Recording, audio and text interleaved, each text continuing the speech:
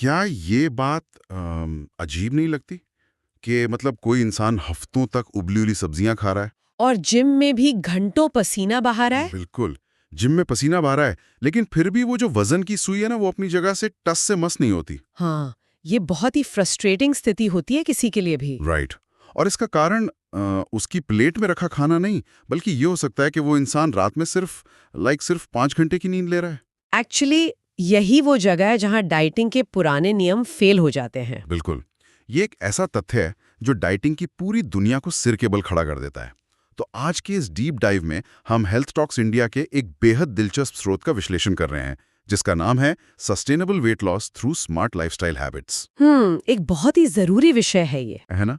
और आज की इस चर्चा का मिशन बहुत स्पष्ट है। हमें वजन कम करने के उस विज्ञान को समझना है जो क्रैश डाइट और वो जो भूखे रहने की थका देने वाली मानसिकता होती है, उससे पूरी तरह अलग है। एग्जैक्टली क्योंकि लोग ना इन्फो ओवरलोड से बहुत थक चुके हैं। सही कहा। इंटरनेट पर इतनी जानकारी है कि इंसान कंफ्यूज हो जाता है। तो हमारा लक्ष्य ये जानना है कि कैसे कुछ व्यवहारिक और स्मार्ट आदतों को अपनाकर कोई भी अपने रोजमर्रा के जीवन में स्वाभाविक रूप से वजन कम कर सकता है। और ये स्वाभाविक तरीका ही सबसे ज्यादा टिकता है।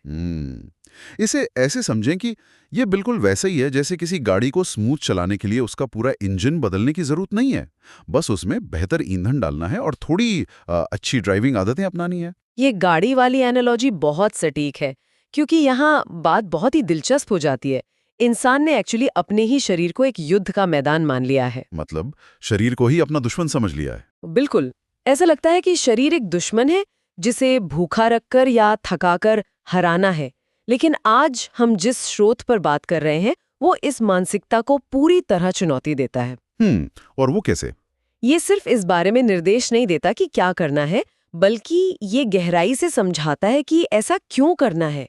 क्योंकि जब हम किसी प्रक्रिया के पीछे का क्यों समझ लेते हैं ना, तो चीजें अपने आप आसान लगने लगती हैं। राइट, तो शरीर से लड़ने के बजाय इंसान शरीर के साथ मिलकर काम करना शुरू कर देता है। ये शरीर के साथ मिलकर काम करने वाली बात बहुत महत्वपूर्ण है। लेकिन नई आदतें बनाने से पहले मुझे लगता है उस बुनियादी गणित पर बात करते हैं जिसे अक्सर वजन कम करने का अंतिम सत्य माना जाता है। आप कैलोरी वाले नियम की बात कर रहे हैं ना? हाँ, स्रोत भी वजन कम करने के इसी सबसे बुनियादी नियम की पुष्टि करता है। नियम यह है कि कैलोरी बर्न हमेशा कैलोरी इंटेक से ज्यादा होनी चाहिए। मतलब शरीर जितनी ऊर्जा खर्च कर रहा है वो खाने से मिलने वाली ऊर्जा से ज्यादा होनी चाहिए। बेसिक साइंस है। बेसिक साइंस है, लेकिन यहाँ एक बहुत बड़ा विरोधाभास है। स्रोत ये भी कहता है कि इसका मतलब भूखे रहना या खाना छोड़ना बिल्कुल नहीं है। बिल्कुल नहीं। तो मेरी उत्सुकता ये है कि चलिए इसे थोड़ा विस्तार से समझते हैं। अगर गणित इतना ही सीधा है कि कम खाओ और ज्यादा बर्न करो, तो फिर खुद को भूखा रखना गलत कैसे हो सकता है? ये बहुत ही वाजिब सवाल है। लोगों को अक्सर लगता है कि कैलोरी कम करने का सबसे तेज तरीका खाना बंद कर देना ही है। ये धारणा इतनी आम क्यों है? क्योंकि कागज पर ये गणित बिल्कुल सही लगता है। अगर एक डब्बे में से चीजें निकालनी है तो उसमें नई चीजें डालना बंद कर दो। लॉजिकल लगता है सुनने में। लॉजिकल है, लेकिन इंसानी शरीर कोई खाली डब्बा या साधारण मशीन नहीं है। राइट। ये लाखों सालों के एवोल्यूशन या विकास से गुजरा हुआ एक बेहद जटिल बायोलॉजिकल सिस्टम है। तो जब कोई क्रैश डाइट करता है तो शरीर में क्या होता है? जब कोई व्यक्ति अचानक से खाना बहुत कम कर देता है ना, तो शरीर को ये नहीं लगता कि वो इंसान किसी वेकेशन के लिए पतला होना चाहता है। अच्छा। तो शरीर क्या सोचता है? शरीर को लगता है कि बाहर अकाल पड़ गया है और भूखमरी की स्थिति आ गई है। मतलब शरीर को लगता है कि जीवन खतरे में है। एग्जैक्टली। और इस आपातकालीन स्थिति में शरीर का जो सर्वाइवल मोड है, जीवित रहने की प्रणाली, वो चालू हो जाती है। तो सर्वाइवल मोड में शरीर रिएक्ट कैसे करता है? शरीर तुरंत अपना मेटाबॉलिज्म धीमा कर देता है ताकि ऊर्जा बचाई जा सके। वेट, मतलब कैलोरी बर्न करने की स्पीड ही कम कर देता है? बिल्कुल। और सबसे दिलचस्प और हैरान करने वाली बात यह है कि इस स्थिति में शरीर फैट जलाने के बजाय उसे और भी मजबूती से पकड़ कर रखने लगता है। क्योंकि फैट ही रिजर्व ऊर्जा है जो अकाल में काम आएगी। बिल्कुल सही पकड़े आप। और इसके बजाय शरीर मांसपेशियों को यानी मसल्स को गलाना शुरू कर देता है। वाओ!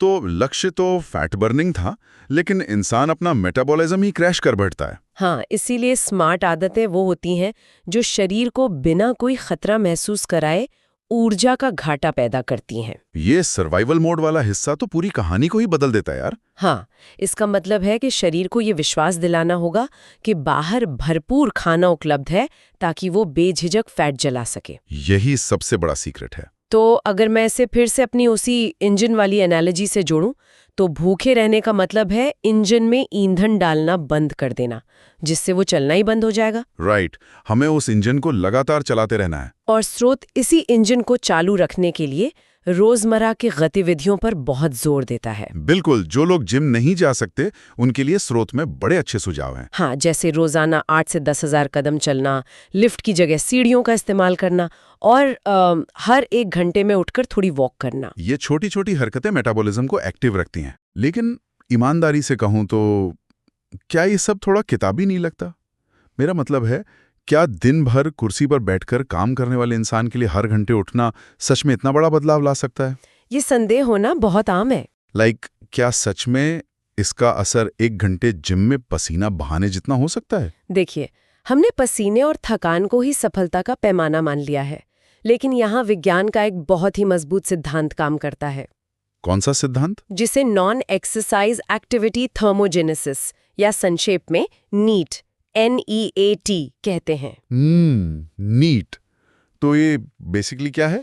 इसका मतलब है वो ऊर्जा जो हम एक्सरसाइज के अलावा बाकी के दैनिक कार्यों में खर्च करते हैं। अच्छा, मतलब जो हम चलते फिरते हैं। हाँ, अगर हम पूरे दिन के ऊर्जा खर्च का अनुपात देखें ना, तो 1 घंटे का जिम पूरे दिन की ऊर्जा खपत का मुश्किल से 5% हिस्सा होता है। वेट, सिर्फ 5%? हाँ, लेकिन जो समय इंसान काम करते हुए, चलते हुए या घर के काम करते हुए बिताता है, वो नीट के अंतर्गत आता है। तो ये नीट कुल मिलाकर कितना होता है? ये दिन भर में बर्न होने वाली कुल कैलोरी का 15 से 20% या उससे भी ज्यादा हो सकता है। ओहो, ये तो जिम से भी ज्यादा हुआ। बिल्कुल। जब कोई इंसान लगातार घंटों बैठा रहता है, तो शरीर में फैट बर्न करने वाले एंजाइम्स काम करना लगभग बंद कर देते हैं।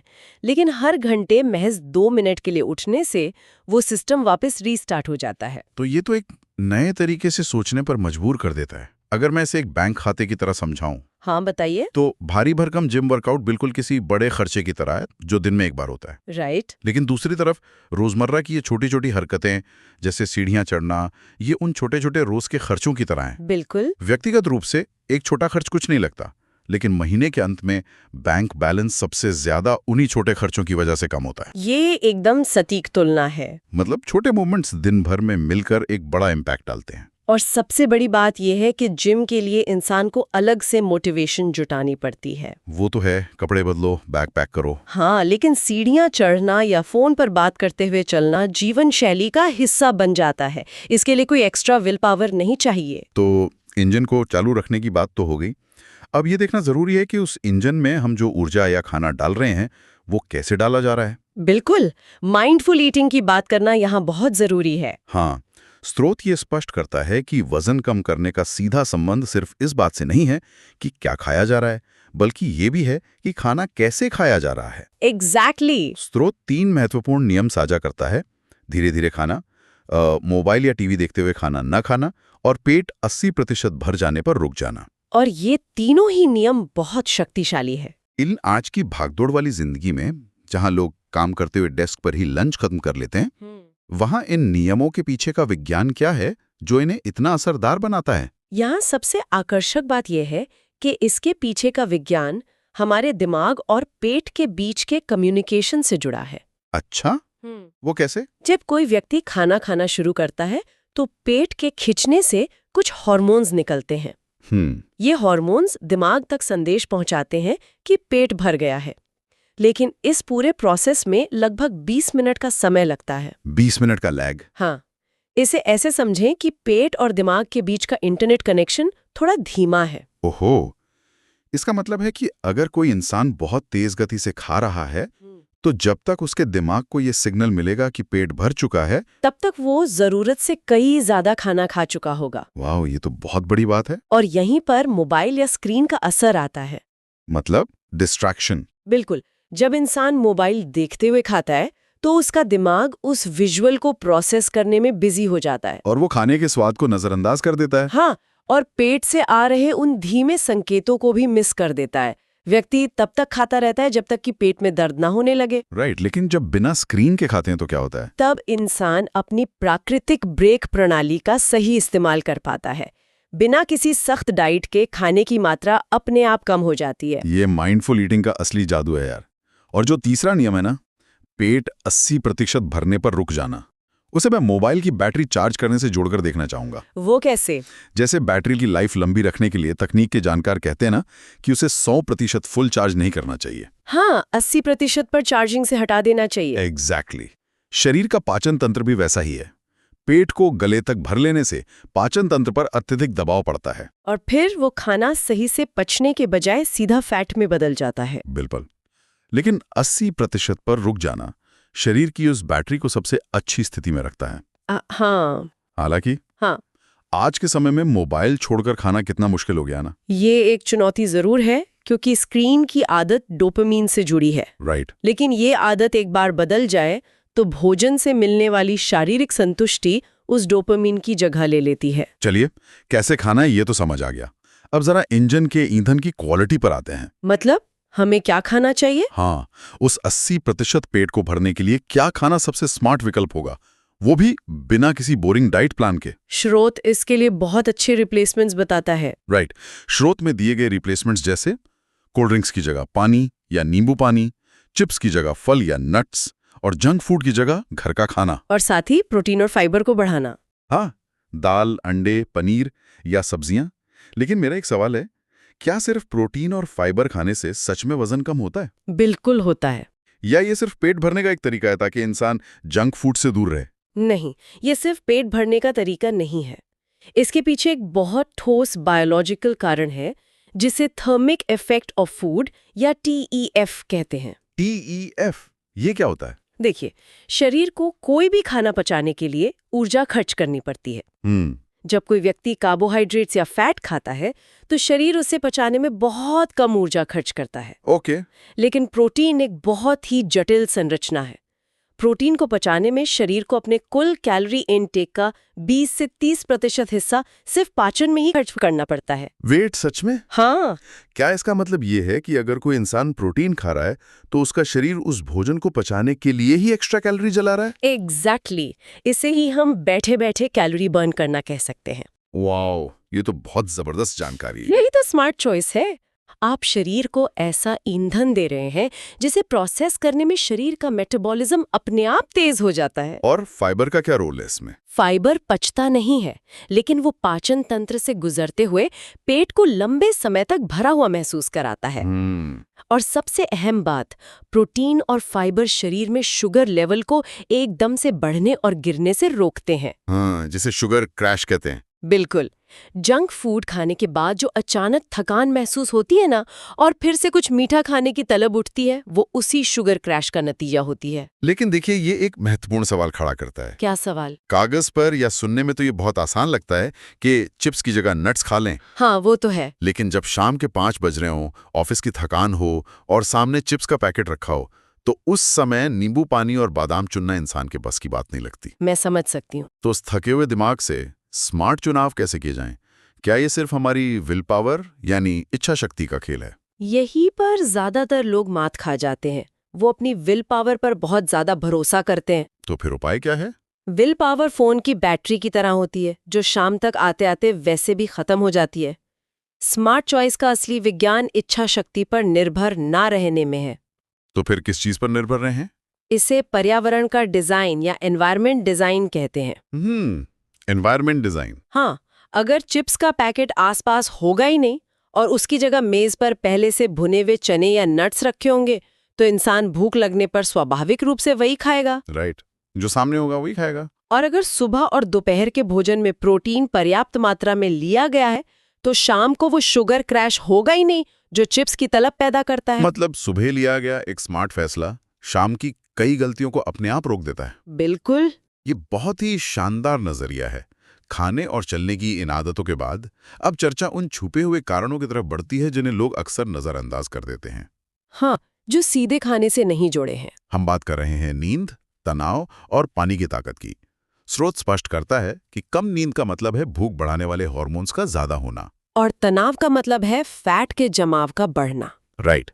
लेकिन एक आम इंसान को यह कैसे समझ आए कि रात की नींद खराब होने से उसके पेट के आसपास फैट क्यों जमा हो रहा है? इसके पीछे पूरा हार्मोन्स का खेल है। जब शरीर को 7-8 घंटे की पर्याप्त नींद नहीं मिलती तो शरीर में ग्रेलिन नाम का एक हार्मोन बढ़ जाता है। ग्रेलिन क्या करता है? ये भूख बढ़ाता है और इसके साथ ही लेप्टिन नाम का हार्मोन कम हो जाता है, जिसका काम पेट भरे होने का संकेत देना है। ओहो, मतलब इंसान थका हुआ है और उसका दिमाग हाई कैलोरी खाने की मांग कर रहा है। बिल्कुल। और जहां तक तनाव की बात है, जब इंसान लंबे समय तक तनाव में रहता है तो शरीर में कोर्टिसोल नाम का हार्मोन बढ़ जाता है। और कोर्टिसोल क्या करता है? इसका सीधा काम शरीर को सर्वाइवल मोड में रखना और एक्स्ट्रा ऊर्जा को सीधे पेट के आसपास जमा करना है, जिसे विसरल फैट कहते हैं। हाँ, एग्जैक्टली। मैं इसे भी एक एनालॉजी से समझाता हूँ। नींद और पानी हमारे शरीर के बैकग्राउंड ऐप्स की तरह हैं। वो कैसे? जैसे अगर किसी स्मार्टफोन में बैकग्राउंड में बहुत सारे भारी ऐप्स चल रहे हों, हाँ। फोन गर्म हो रहा हो, तो फोन स्लो हो जाता है। राइट। स्क्रीन पे चाहे कितनी भी तेजी से स्वाइप करें, फोन स्लो ही चलेगा। अगर नींद पूरी नहीं है और दिमाग में तनाव के ढेरों टैब खुले हुए हैं तो शरीर का पूरा मेटाबॉलिज्म स्लो हो जाएगा। ये बैकग्राउंड एप्स वाली बात एकदम फिट बैठती है यहाँ, है ना? हाँ। इंसान बाहर से चाहे जितना भी अच्छा प्रोटीन डाल ले, हाँ। अंदर का सिस्टम उसे सही से प्रोसेस ही नहीं कर पाएगा। इसीलिए तो स्रोत पानी के महत्व पर भी बहुत जोर देता है। हाँ, खाने से पहले पानी पीना और दिन भर हाइड्रेटेड रहना। बिल्कुल। अक्सर ऐसा होता है कि शरीर को प्यास लगी होती है लेकिन दिमाग उसे भूख समझने की गलती कर बैठता है। ओहो, और हम पानी पीने की जगह कुछ खा लेते हैं। हाँ, पानी पीने से ओवर ईटिंग कम होती है और मेटाबॉलिज्म सुधरता है। तो अब तक की चर्चा में ये पूरी तरह से स्पष्ट हो गया है कि वजन कम करने के लिए शरीर को सजा देने की जरूरत नहीं है। बिल्कुल नहीं, बस स्मार्ट आदतें अपनानी है। लेकिन इन सब के बाद वो सवाल आता है जिस पर अक्सर हर डाइट प्लान आकर दम तोड़ देता है कि इन आदतों को लंबे समय तक कैसे बनाए रखा जाए। हाँ, प्रेरणा का जो गुब्बारा होता है वो कुछ ही हफ्तों में क्यों फूट जाता है? क्योंकि ज्यादातर लोग ऑल और नथिंग, यानी या तो सब कुछ या कुछ नहीं वाली मानसिकता के साथ शुरुआत करते हैं। मतलब उन्हें हर चीज परफेक्ट चाहिए। हाँ, वो चाहते हैं कि हर दिन का हर भोजन बिल्कुल परफेक्ट हो। लेकिन स्रोत इस बात पर जोर देता है कि पूर्णता से कहीं ज्यादा निरंतरता जरूरी है। Consistency is greater than perfection. Exactly. स्रोत यहाँ 80-20 के नियम की बात करता है, जिसका मतलब है कि अगर कोई इंसान अपने समय का 70 से 80% हिस्सा भी इन स्वस्थ आदतों का पालन करता है तो भी उसका वजन स्वाभाविक रूप से कम होने लगेगा। यही वो बिंदु है जहाँ क्रैश डाइट और सस्टेनेबल लाइफस्टाइल का अंतर समझ आता है। कैसे? क्रैश डाइट में अगर किसी दिन एक समोसा खा लिया जाए तो इंसान को लगता है कि उसकी सारी मेहनत बर्बाद हो गई। हाँ, और फिर वो सोचता है कि अब तो डाइट टूट ही गई तो चलो सब कुछ खा लेते हैं। इसे मनोविज्ञान में व्हाट द हेल इफेक्ट कहते हैं। What the hell effect. हाँ, लेकिन जब कोई 80-20 का नियम अपनाता है तो वो खुद को इंसान बने रहने की छूट देता है। किसी शादी में अपनी पसंद का खाना खा लेना कोई अपराध नहीं है। महत्वपूर्ण ये है कि अगले दिन व्यक्ति बिना किसी अपराध बोध के वापस अपनी रूटीन पर आ जाए। बिल्कुल, ये लचीलापन ही इन आदतों को जीवन भर के लिए टिकाऊ बनाता है। ये सच में एक बहुत बड़ी राहत की बात है यार।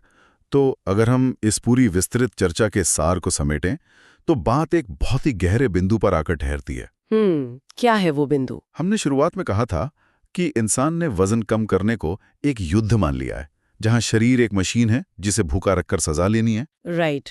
लेकिन इन सभी स्मार्ट आदतों को समझने के बाद सोचने के लिए एक बहुत ही दिलचस्प विचार सामने आता है। वो क्या? क्या होगा अगर हम अपने शरीर को सजा देने या क्रैश डाइट करवाने के बजाय सिर्फ उसके स्वाभाविक संकेतों को दोबारा सुनना शुरू कर दें? मतलब शरीर की आवाज सुनना। हाँ, जैसे असली भूख का एहसास, 80% पेट भरने की वो हल्की सी दस्तक या एक गहरी नींद की जरूरत। ये तो बहुत ही नेचुरल तरीका है। बिल्कुल। अगर कोई इंसान बस इन प्राकृतिक संकेतों का सम्मान करना सीख ले तो क्या वजन कम करना एक संघर्ष की जगह एक प्राकृतिक और आसान प्रक्रिया नहीं बन जाएगा?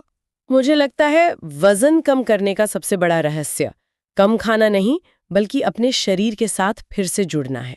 बिल्कुल सही कहा आपने। और इसी विचार के साथ आज की ये गहन चर्चा यहीं समाप्त होती है। बिल्कुल। अपने शरीर की सुने, स्वस्थ रहें और स्वाभाविक रूप से आगे बढ़ते रहें।